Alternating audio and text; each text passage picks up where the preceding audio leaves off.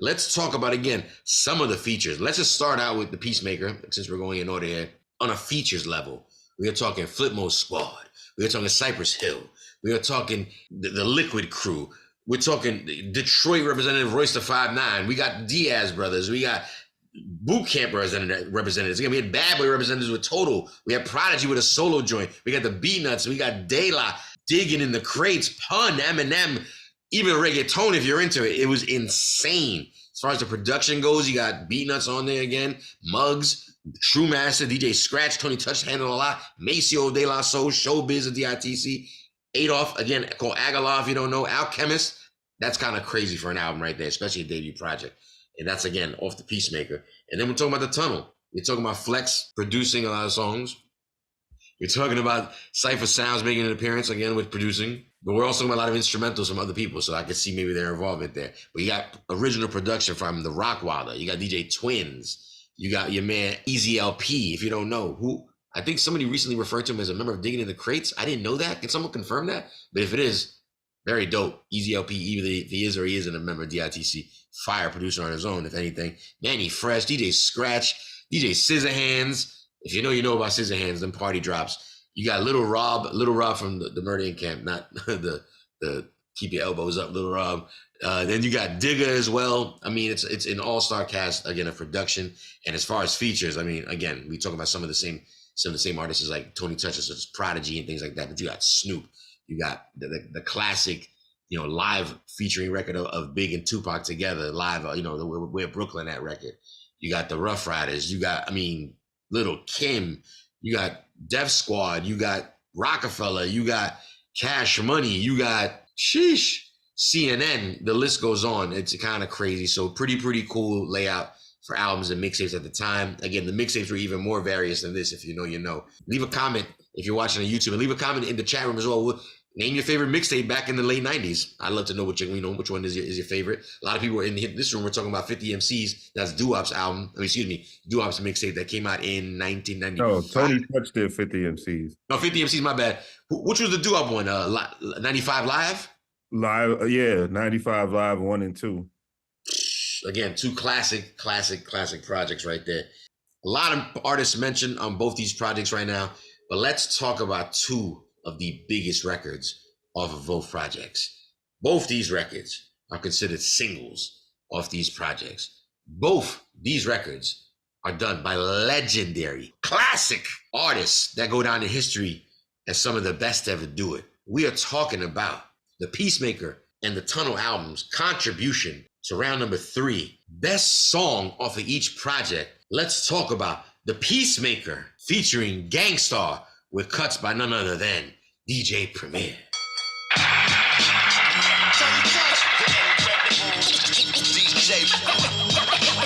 The tables turned, really back one time. Okay, Tony Touch. It is so tremendous. Tony Touch. Yo, I be the mic smoker, Puff Dro with Tony Toker. He be the beat breaker, the masterpiece maker. Making masterpieces, timeless works of art. Some of y'all might be afraid of what lurks in the dark. So by the wave of his hand and by the flick of his wrist, Tone brings things to light at the flick of a switch. Well respected, well connected, from Bushwick to Vegas. B-boy fanatic, dramatic on the crossfaders. All my people that love that real shit, they got love for Tone cause he make them feel shit. Other DJs like to steal shit, but when we see him, they be frontin' like it's love, knowing damn well they wanna be him. Tiny on Indian style, that's what we giving them style. It be the Peacemaker, I'm the jewel of the wild. Gang to the star, old jug lock steady. Word to rock steady, better get your blocks ready. Tony Touch, the incredible DJ. The tables turned, really back one time. Okay, Tony Touch. It is so tremendous. Tony Touch. On the pro, creeping on the low, TON to the Y. Fuck with us and watch your fam die. Damn, I know you want another CD of that hardcore rap shit. Ooh, my bad. I'm playing two different platforms right here. Apparently, Tony Touch the Peacemaker not available on Spotify, which is, my default platform for going to things. Luckily, I had it in the iTunes stash. But again, I think was that, Rev? I think it's on Tidal because Tidal is like the only Only Apparently, spot. it's on Apple Music as well. But again, I happen to have it in my library, so I'm just jumping off of there. But a real dope project. If you can't find it on Spotify, make your way to find it, a way to listen to it. Because again, you're hearing cuts like that. And that was the legendary Gangstar, rest in peace, Guru. As you know, I used to sweat that joint. I couldn't believe that as a DJ, you have someone like DJ Premier making cuts about you. That was crazy. And it's fire. I don't feel like that was no near like a throwaway at all. You know what I'm saying? But again, we're talking the best songs off of each project. Legendary, classic artists. Like I said, Gangstar off that Peacemaker. It goes up against something just as sharp off the tunnel. Let's talk about the classic, legendary, and almost human. Let's talk about it. LL Cool J, produced by DJ Scratch, the Ill Bomb.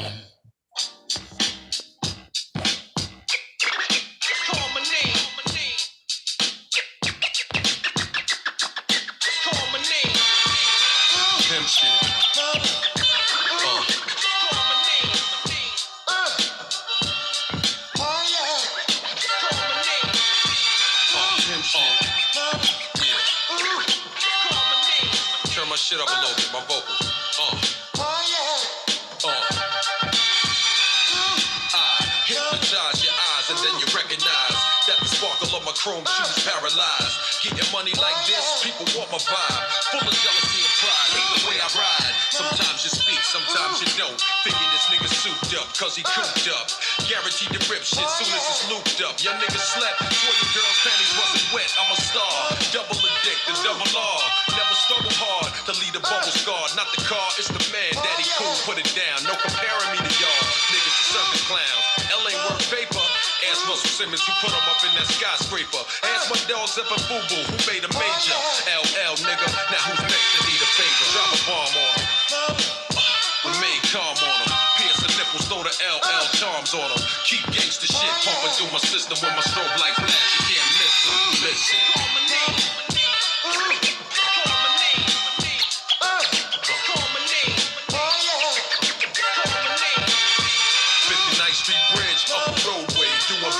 Pumping mob in the Cadillac truck, don't give a fuck. Chrome tint, gold digging bras getting bent. We can fuck, but you ain't getting 10 cents.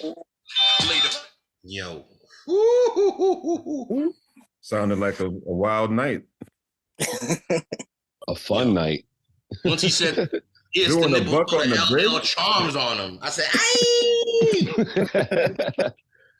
L don't play, kid. Like I said, L's always known for a good ladies record from time to time. Again, the good single, but there's always that one time off each project. Like he'll get again that street joint. Yeah, he had to show you.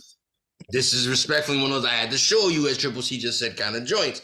So let's talk about it. I'd hate to be voting in the chat room right now, but if we have to vote, you know what's going on. Let's talk about it. Best song of each project. Respectfully, we are speaking about The Peacemaker, featuring the legendary Gangstar, going up against Ill Bomb, produced by DJ Scratch, featuring your man LL Cool J. Who do you got? Leave it in the chat room. In this room right here, who wants to set it off? Who do you got? Yo, I wish you didn't pin those two together against each other. That's how it had to go, baby. Premier versus Scratch. Well, I'm going for Ill Bomb. Aye, Triple C. I What's do that like about? that. I mean, you should have known Touch that. joint. The Tony Touch joint is a classic Gangstar sound. It But- is. But that Ill Bomb is just like I said. I went with that in a different battle, and that was my pick in a different battle. And then I think LL was tough. He was tough on this one. It's a fact. This record has come up a few times on this channel as far as a conversation. So what is it about? Absolutely.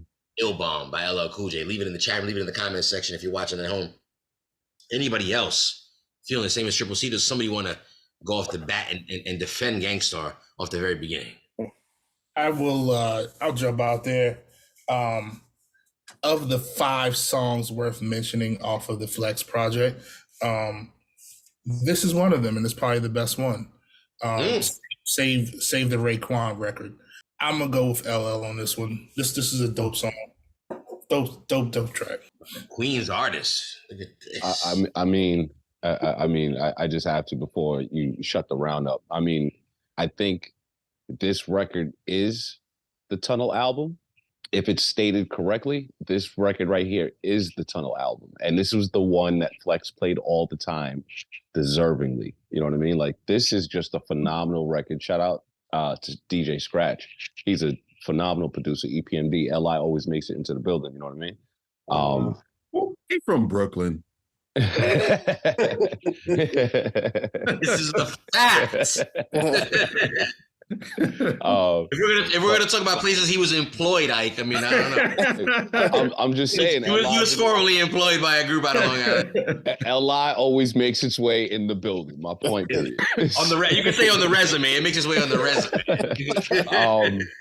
But nah, man, that Ill Bomb record is a phenomenal record. That was that for LL's album, or was this specifically done for the mixtape? Just for that, yo.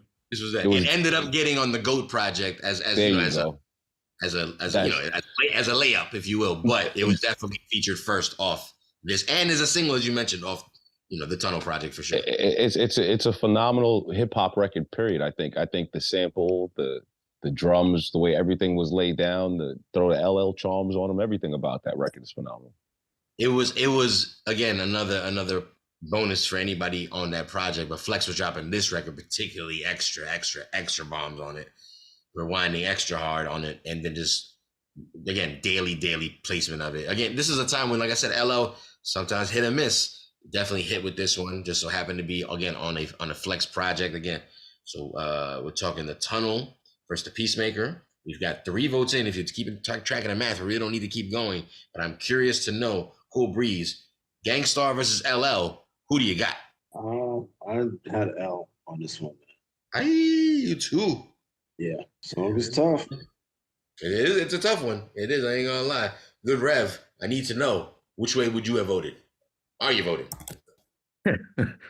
I definitely go with the Ill Bomb. Number one, like I said, I vote on the songs that I listen to more. I've definitely listened to Ill Bomb more than that other, at least recently, because I was trying to show my little cousins getting in the beats, and I was showing, that was one of the songs I showed them, because I'm like, Liquid Swords, Who Shot Ya, and Ill Bomb are all the same break. And this is what you do. Teach the youth.